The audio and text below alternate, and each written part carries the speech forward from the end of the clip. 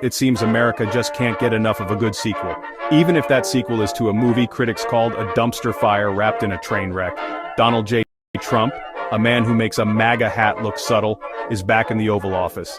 As expected, his second term is about as calm and predictable as a room full of toddlers hopped up on sugar and conspiracy theories. Trump's second-term agenda? Well, imagine a greatest hits album, but instead of music, it's filled with policies designed to make liberals spontaneously combust. Economic nationalism? Check. Border security that would make a medieval king blush? Check. A gold card immigration proposal that basically screams, money talks, everyone else can walk? Oh, you better believe that's a check. His recent congressional address was classic Trump. Long on promises, short on specifics, and with enough dog whistles to make a pack of huskies howl. Tax cuts for everyone, a military that could conquer Mars, a Golden Dome missile defense system that sounds suspiciously like something out of a bad sci-fi movie. And of course, it wouldn't be a Trump speech without some good old-fashioned fear-mongering about immigrants, Democrats, and probably caravans of rabid squirrels. When it comes to the economy, Trump's approach seems to be a curious mix of Reaganomics and wishful thinking. Tax cuts? Absolutely.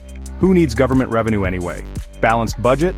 Sure, we'll just ignore the fact that those two things are about as compatible as a vegan barbecue.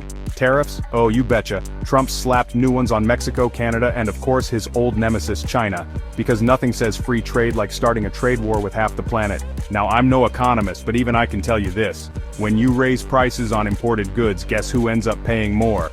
That's right, folks, the American consumer.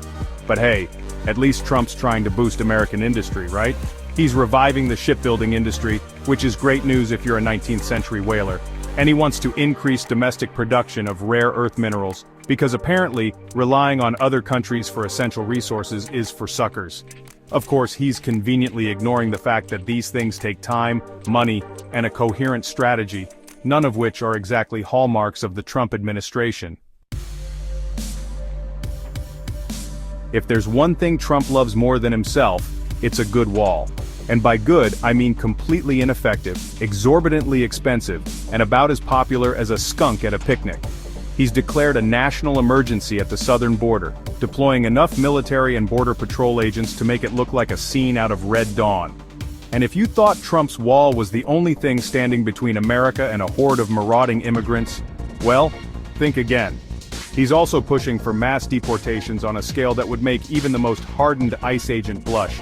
And then there's the Lake and Riley Act, which sounds like the name of a charming Southern lawyer, but is actually a terrifying piece of legislation that allows for the indefinite detention of dangerous criminal aliens. Because, as we all know, the best way to uphold American values is to lock people up without trial. Ah, social and cultural issues. The battleground where common sense goes to die.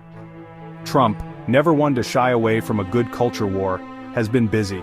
He's banned gender-affirming care for minors because apparently the government knows what's best for your children better than you do. He's tried to ban transgender ideology in schools, as if being transgender is some sort of contagious disease spread through textbooks. And let's not forget the Google racial bias lawsuit, because nothing says equality like accusing universities of discriminating against Asian Americans while simultaneously trying to ban affirmative action.